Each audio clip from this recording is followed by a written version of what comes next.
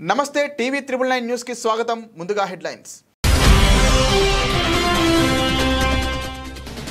అమెరికాలో ఉద్యోగాల కుదింపు 1300 మందికి పైగా దౌత్యాధికారుల తొలగింపు.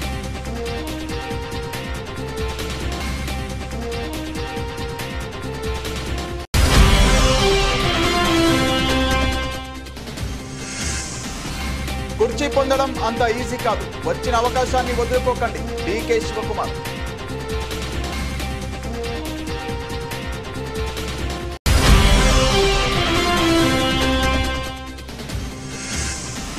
కుప్పకూలిన 4 అంతస్తుల భవనం, శిథిలాల కింద చిక్కుకున్న నివాసితులు.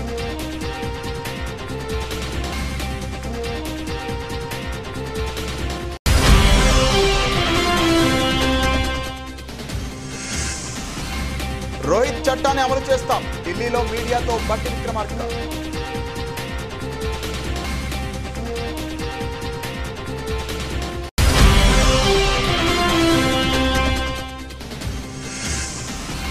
పద్దెనిమిది నెలలుగా కాంగ్రెస్ పాలనలో నగరాభివృద్ధి నాశనమైంది. బీఆర్ఎస్ నాయకులు రావుల శ్రీధర్ రెడ్డి ఆరోపణ.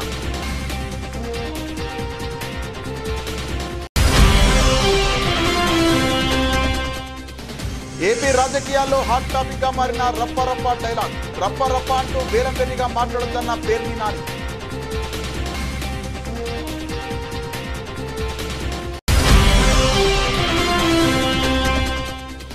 420 దొంగ హామీలు ఇచ్చిన దొంగ రేవంత్ రెడ్డి. బీఆర్ఎస్ పార్టీ కార్యాలయంలో మాజీ ఎమ్మెల్యే గాదర్ కిషోర్ మీడియా సమావేశం.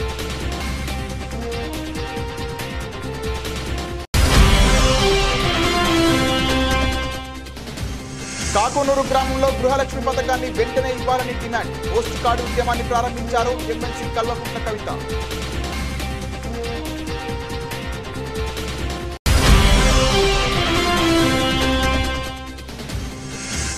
కాకినాడ రంగరాయ మెడికల్ కాలేజీలో లైంగిక వేధింపుల ఘటన. 50 మంది విద్యార్థుల ఫిర్యాదు.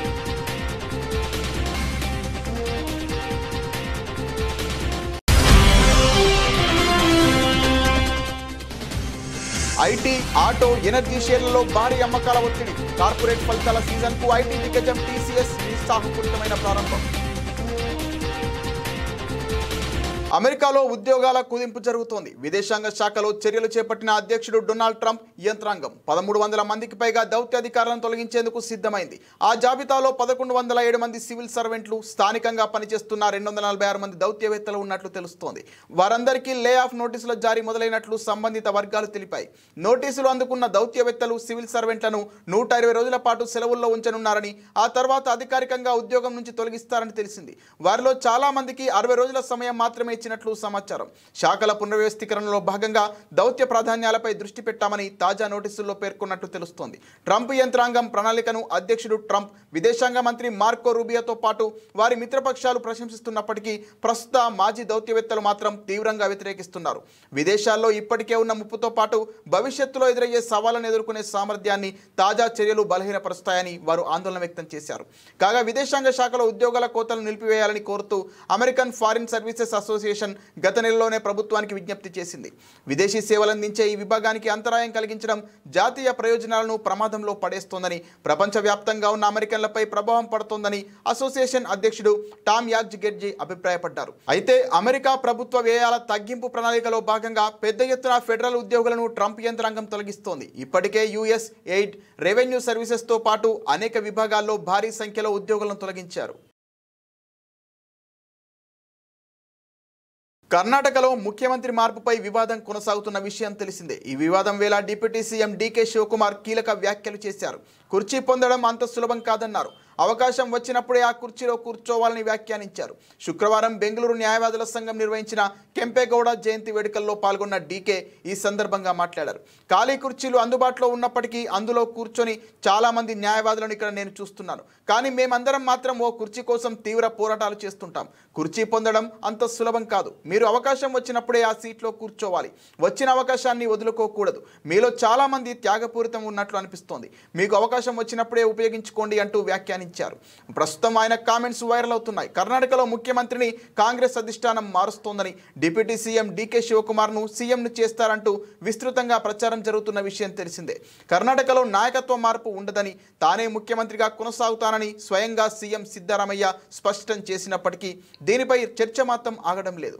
రాష్ట్రంలో 5 ఏళ్ల పాటు పూర్తి కాలం తానే ముఖ్యమంత్రిగా ఉంటానని, డీకేను సీఎం చేయడానికి పదవి నుండి దిగిపోమ్మని అధిష్టానం తనను అడిగినట్టు జరుగుతున్న ప్రచారంలో ఎంత మాత్రం వాస్తవం లేదని స్పష్టం చేశారు. 5 ఏళ్ల పాటు నేనే సీఎంగా ఉంటా, ఈ విషయం నేను ఎప్పుడో స్పష్టం చేశా. జూలై 2న చేసిన ప్రకటనలో కూడా ఇదే విషయం చెప్పా. ఆ రోజు నా పక్కన శివకుమార్ కూడా ఉన్నారని పేర్కొన్నారు. సీఎం పదవిపై డీకే ఆశపడుతున్న విషయంపై ఆయన మాట్లాడుతూ, డీకే కూడా ఈ పదవికి ఆశావహుడే, అందులో ఎలాంటి తప్పు లేదు. ఆయన కూడా ఇదే విషయాన్ని పేర్కొన్నారు. కానీ సీఎం కుర్చీ ప్రస్తుతం ఖాళీ లేదు అని చెప్పారు. కాంగ్రెస్ హైకమాండ్ నుంచి తనకు పూర్తి మద్దతు ఉందని పేర్కొన్నారు. గాంధీలు సహా కాంగ్రెస్ అగ్రనాయకుల పూర్తి మద్దతు తనకు ఉందని, తన మద్దతు లేకుంటే సీఎం పదవిలో కొనసాగి ఉండేవాడిని కాదని సిద్ధరామయ్య తెలిపారు. ఢిల్లీలోని సీలంపూర్ ప్రాంతంలో ఈ ఉదయం 4 అంతస్తుల భవనం కుప్పకూలింది. శిథిలాల కింద చిక్కుకున్న పలువురిని రక్షించేందుకు సహాయక కార్యక్రమాలు కొనసాగుతున్నాయి. ఇప్పటి వరకు 4-ని రక్షించి ఆసుపత్రికి తరలించారు. శిథిలాల కింద ఇంకా పలువురు చిక్కుకొని ఉండవచ్చని అధికారులు చెబుతున్నారు. స్థానికులు కూడా సహాయక కార్యక్రమాల్లో పాలు పంచుకుంటున్నారు. సమాచారం అందుకున్న వెంటనే ఘటనా స్థలానికి చేరుకున్న అగ్నిమాపక సిబ్బంది సహాయక చర్యలు చేపట్టారు. భవనం కుప్పకూలినట్లు ఉదయం 7 గంటలకు ఫోన్ కాల్ వచ్చినట్లు పోలీసులు తెలిపారు. ఉదయం తాను మంచంపై ఉండగా పెద్ద శబ్దం వినిపించిందని, బయటకు వచ్చి చూస్తే ఆ ప్రాంతమంతా దట్టంగా దుమ్ము పేరుకుపోయి ఉందని, అందరూ ఏడుస్తున్నారని ప్రత్యక్ష సాక్షి ఒకరు తెలిపారు. భవనం కూలినప్పుడు అందులో ఎంతమంది ఉన్నారన్న విషయం తెలియరాలేదు. కానీ ఒక కుటుంబంలో 10 మంది ఉంటారని, వారి పరిస్థితి ఏంటో తెలియదని ఆ సాక్షి పేర్కొన్నారు. హైదరాబాద్ సెంట్రల్ యూనివర్సిటీ విద్యార్థి రోహిత్ వేముల చావుకు కారణమైన వ్యక్తులపై చర్యలు తీసుకోకుండా వారికి పదోన్నతులు, ప్రోత్సాహకాలు అందించిన బీజేపీ ప్రభుత్వం దేశ ప్రజలందరికీ క్షమాపణలు చెప్పాలని డిమాండ్ చేశారు. శుక్రవారం ఆయన ఢిల్లీలోని ఏఐసీసీ కేంద్ర కార్యాలయం ఇందిరాభవన్లో AICC SC wing chairman Rajendra Pal గౌతమ్తో కలిసి మీడియాతో మాట్లాడారు. ఆనాడు పోలీసులపై ఒత్తిడి తెచ్చి కేసు నమోదు చేయించిన నాటి ఎమ్మెల్సీ రామచంద్రరావును బీజేపీ తెలంగాణ రాష్ట్ర అధ్యక్షుడిగా నియమించారని, రోహిత్ ఆత్మహత్యకు ప్రధాన కారకుడిగా భావిస్తున్న సుశీల్ కుమార్ను ఢిల్లీలో అసిస్టెంట్ ప్రొఫెసర్గా నియమించారని విమర్శించారు. రాహుల్ గాంధీ చెప్పినట్టుగానే రోహిత్ వేముల చట్టాన్ని త్వరలో తెలంగాణ ప్రభుత్వం తీసుకొస్తోందని డిప్యూటీ సీఎం మల్లు భట్టి విక్రమార్క తెలిపారు. Today I have come here to address the case which has really shaken this country in 2017 when Sri Rohit Vemula, who committed suicide in University of Hyderabad and which has really made the entire country to think about it, what is happening under the BJP ruling. Sri Vemut Rohit was a PhD scholar and he was an active member in Ambedkar Students Association. For the discrimination what he was facing in the University of Hyderabad, he along with few friends thought that they'll bring the issues to the authorities of the university for the self-respect and social justice for the Dalits. When he was fighting for the self-respect and social justice under the leadership of BJP, the students wing of BJP, the AVP, led by one Mr. Sushil Kumar, filed a false case and brought lot of pressure on the university authorities to book the cases, to rusticate them from the university, and finally making them to feel so bad, and which has led to the most unwanted thing which has taken place in this country of, like, Rohit Vemula committing suicide. Even in his suicide note, he has mentioned it very clearly that this is institutional murder. And even while, much before committing suicide, he wrote a letter to the then Vice Chancellor saying that the plight of the university and particularly the weaker sections, instead of giving an admissions, better you give us a poison or a rope whereby we can die hanging ourselves. That shows how the highest educational central universities under the direct control of the union government of the BJP government thinks. So when this kind of incident has taken place, our leader Sri Rahul Gandhi ji came to the University of Hyderabad, stood for the cause of the social justice and self-respect, and he was 18 నెలలుగా కాంగ్రెస్ పాలనలో నగరాభివృద్ధి నాశనమైంది. గతంలో అభివృద్ధి కార్యక్రమాల కోసం మా BRS నాయకులు ప్రభుత్వానికి ఎన్నో వినతి పత్రాలు ఇచ్చినా పట్టించుకోలేదు. కానీ ఇప్పుడు ఉప ఎన్నిక త్వరలో రానున్నదని మంత్రులు హడావుడిగా బయలుదేరారు. వ్యవసాయ మంత్రి, కార్మిక మంత్రులకు జూబ్లీహిల్స్ నియోజకవర్గంతో ఏం సంబంధం? సొంత డివిజన్ను పట్టించుకొని మేయర్ జూబ్లీహిల్స్లో తిరుగుతున్నారు. చాలా చోట్ల వీధి కుక్కల బెడద ఉంది. చెత్త కూడా తీయడం లేదు, వీధి దీపాలు కూడా వెలగడం లేదు. ఇవన్నీ పట్టించుకోకుండా జూబ్లీహిల్స్లో ఉప ఎన్నిక ఉందని మంత్రులు ప్రజలను మభ్యపెడుతున్నారని బీఆర్ఎస్ నాయకులు రావుల శ్రీధర్ రెడ్డి అన్నారు. జూబ్లీహిల్స్ నియోజకవర్గంలో నగర ఇన్ఛార్జ్ మంత్రి పొన్నం ప్రభాకర్ గారు, వ్యవసాయ శాఖ మంత్రి తుమ్మల నాగేశ్వరరావు గారు, కార్మిక శాఖ మంత్రి వివేక్ వెంకటస్వామి గారు, నగర మేయరు విజయలక్ష్మి గారు, కలెక్టరు ఓ పెద్ద మంది మార్బలంతో కొన్ని సీసీ రోడ్లకు శంకుస్థాపన చేసింది. నాకు అర్థం కాలేదు ఏంటంటే గత 18 నెలల కాంగ్రెస్ పరిపాలనలో నగరంలో పరిస్థితులన్నింటినీ కూడా అస్తవ్యస్తం చేసింది కాంగ్రెస్ పార్టీ. పరిపాలన అంతా కూడా మంటగలిసిపోయింది. చాలా చోట్ల వీధి దీపాలు కూడా వెలుగుతలేవు.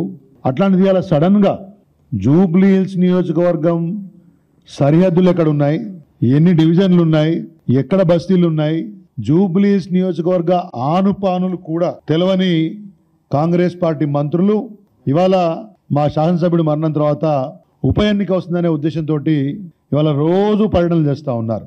జూబ్లీహిల్స్ ప్రజలు ఆశ్చర్యపోతా ఉన్నారు.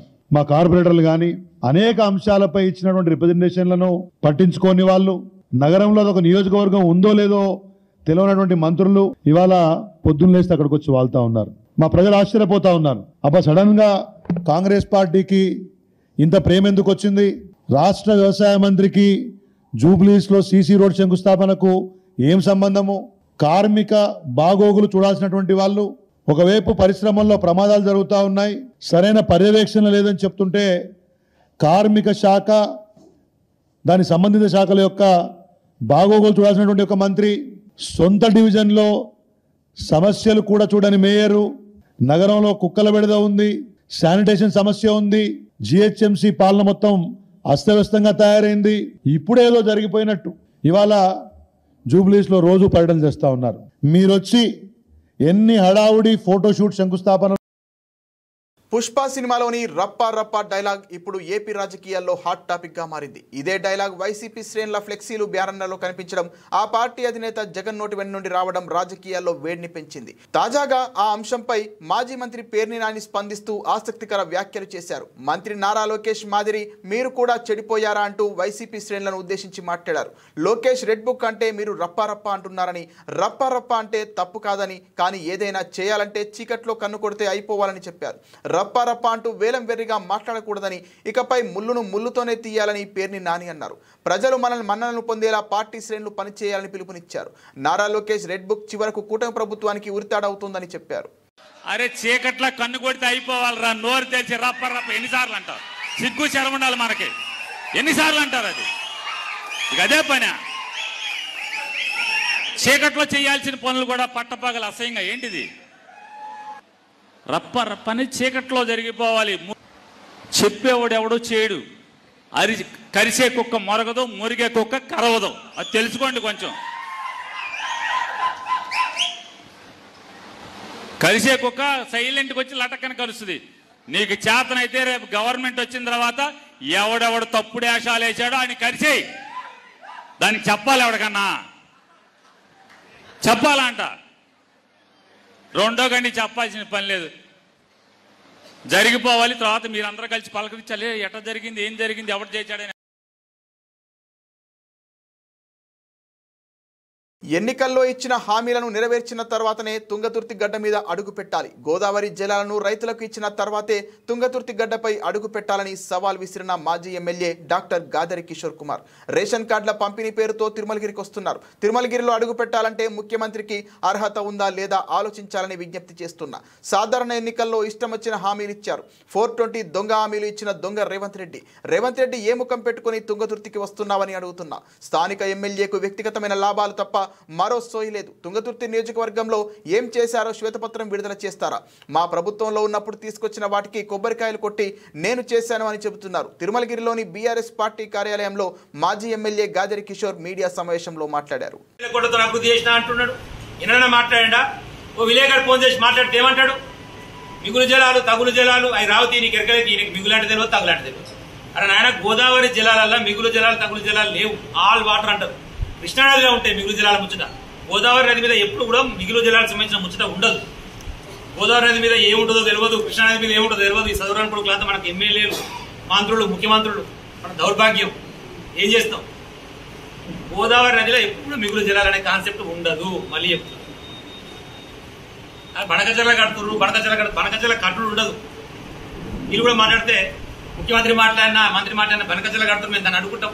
బనకచర్ల కట్టేది కాదురా, అదేమో రిజర్వేయర్ కాదురా నాయన. బనకచర్ల నేను కట్టలేరా, గోదావరి నది అసలే లేదు.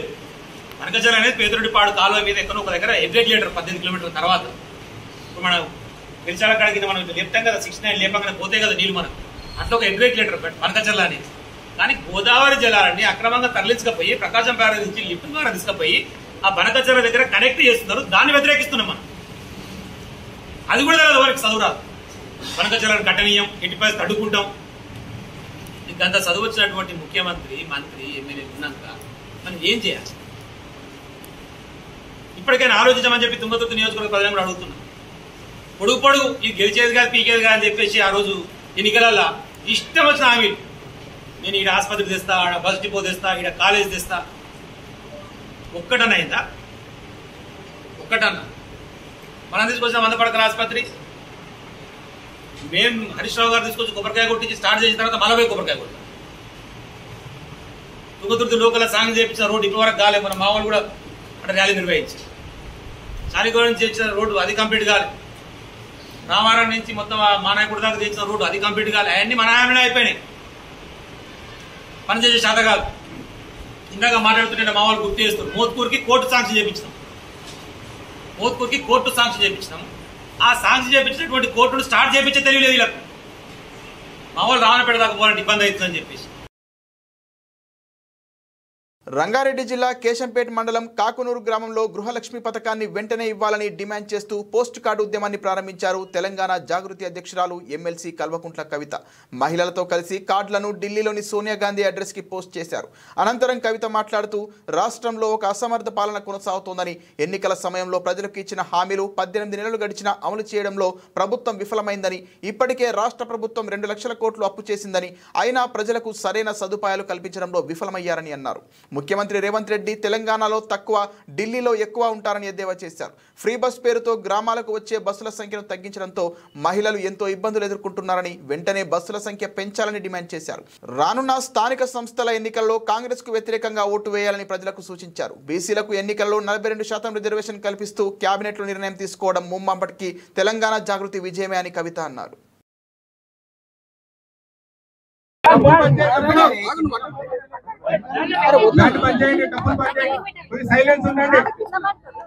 జై తెలంగాణ.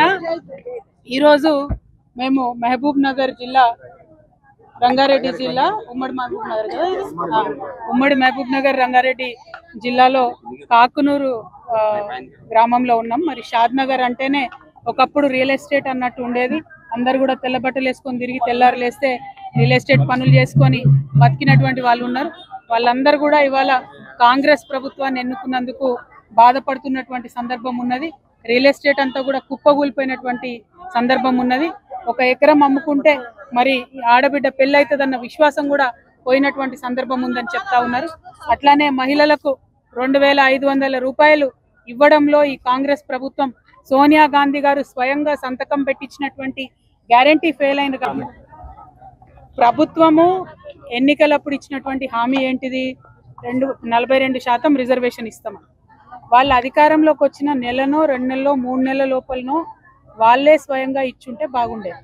కానీ అన్ని పార్టీలు అందరూ, ముఖ్యంగా జాగృతి, రోడ్డు మీద దిగి ఉద్యమాలు చేసి ప్రతి జిల్లాలో రౌండ్ టేబుల్ సమావేశాలు పెట్టి ఢిల్లీ నుంచి గల్లీ వరకు అన్ని చోట్ల కూడా ఈ బీసీలకు సంబంధించిన సమస్యలు లేపేంత వరకు కూడా కదలిక లేకపోవడం, కేవలం కేంద్రం వైపు బిల్లును దోసేసి చేతులు దులుపుకుంటామన్నటువంటి వాళ్లకు లేదు మీరు గల్లీలోనే చేయాలని చెప్పి మేము డిమాండ్ చేయడం వల్ల ఇవాళ అది సాధ్యమైంది అన్నటువంటిది ప్రజల ముందున్నటువంటి వాస్తవం.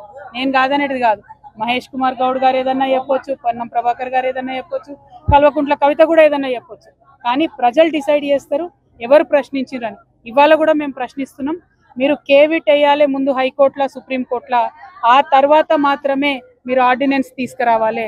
లేకపోతే కేవలం మీరు బీసీలను బురిడి కొట్టించడానికి చేసే డ్రామా లాగా ఉంటుంది తప్పితే నిజమైనటువంటి ప్రేమ మీకు లేదని అర్థమవుతుంది. మీ మాట నిలబెట్టుకోండి, 42% బిల్లు ఇవ్వండి, 2500 ఆడబిడ్డలకి.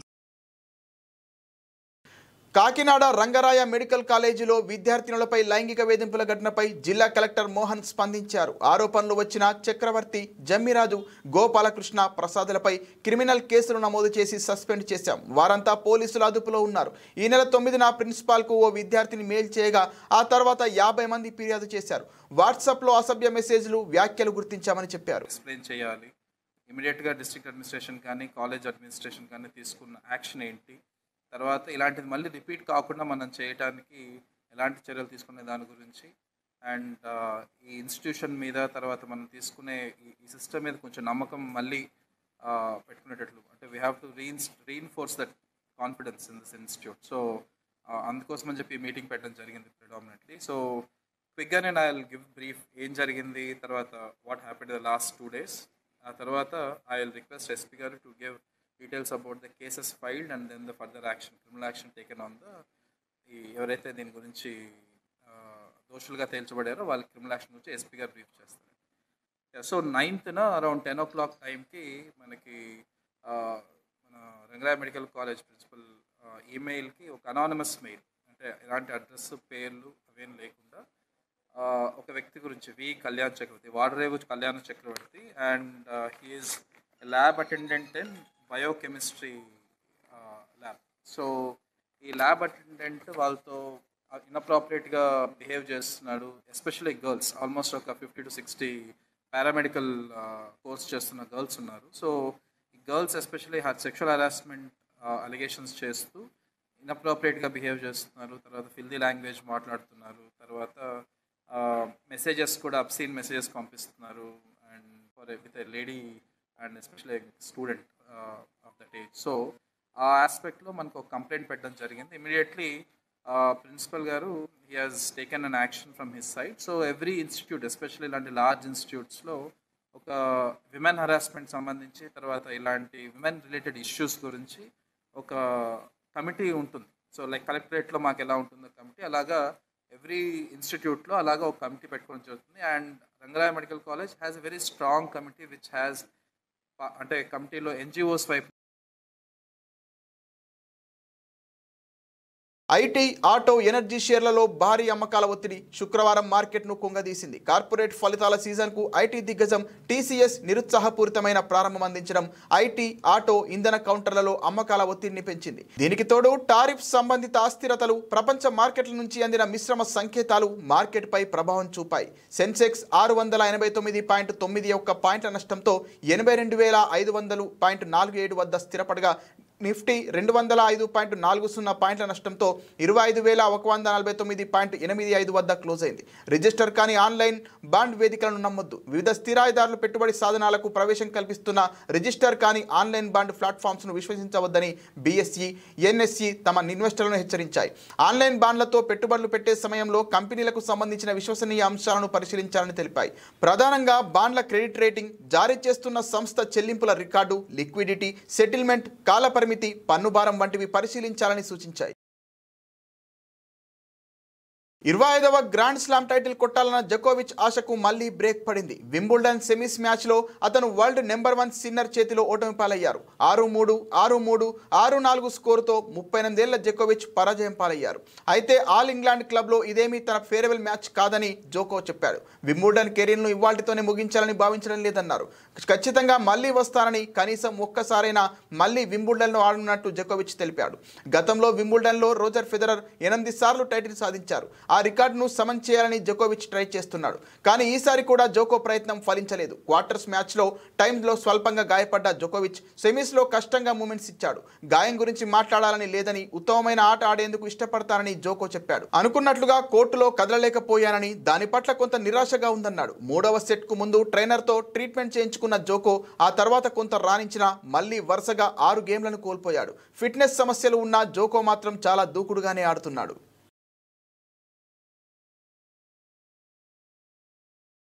బులెటిన్ ముగించే ముందు హెడ్లైన్స్ మరోసారి.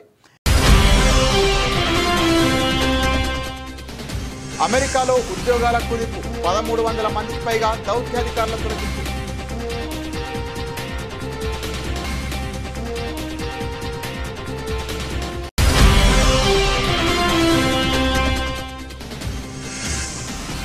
కుర్చీ పొందడం అంత ఈజీ కాదు, వచ్చిన అవకాశాన్ని వదులుకోకండి. డీకే శివకుమార్.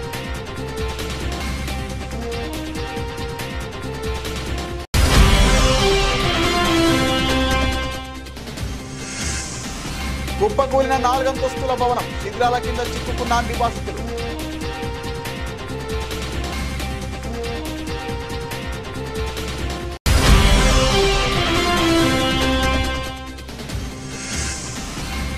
రోహిత్ చట్టాన్ని అమలు చేస్తాం, ఢిల్లీలో మీడియాతో బట్టి విక్రమార్క.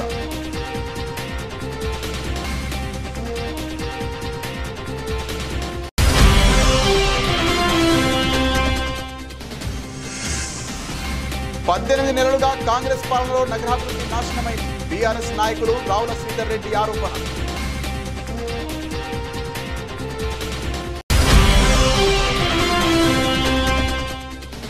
ఏపీ రాజకీయాల్లో హాట్ టాపిక్ గా మారిన రప్ప రప్ప డైలాగ్. రప్ప రప్ప అంటూ వేలంబెరిగా మాట్లాడుతున్న పేర్ని నాని.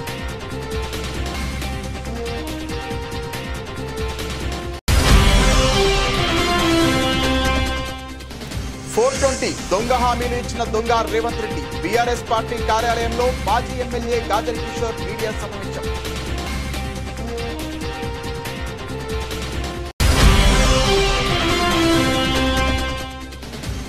కాకునూరు గ్రామంలో గృహలక్ష్మి పథకాన్ని వెంటనే ఇవ్వాలని డిమాండ్. పోస్ట్ కార్డు ఉద్యమాన్ని ప్రారంభించారు MLC Kalvakuntla Kavitha.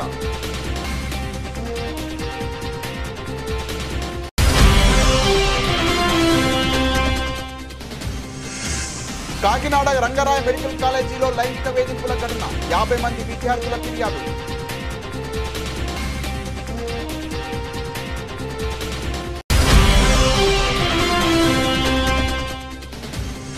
IT, auto, energy షేర్లలో భారీ అమ్మకాల ఒత్తిడి. కార్పొరేట్ ఫలితాల సీజన్ కు ఐటీ దిగ్గజం టీసీఎస్ ఉత్సాహపూరితమైన ప్రారంభం. ఇది వాటి బులెటిన్. మరిన్ని వార్తల సమాహారంతో మళ్ళీ కలుద్దాం.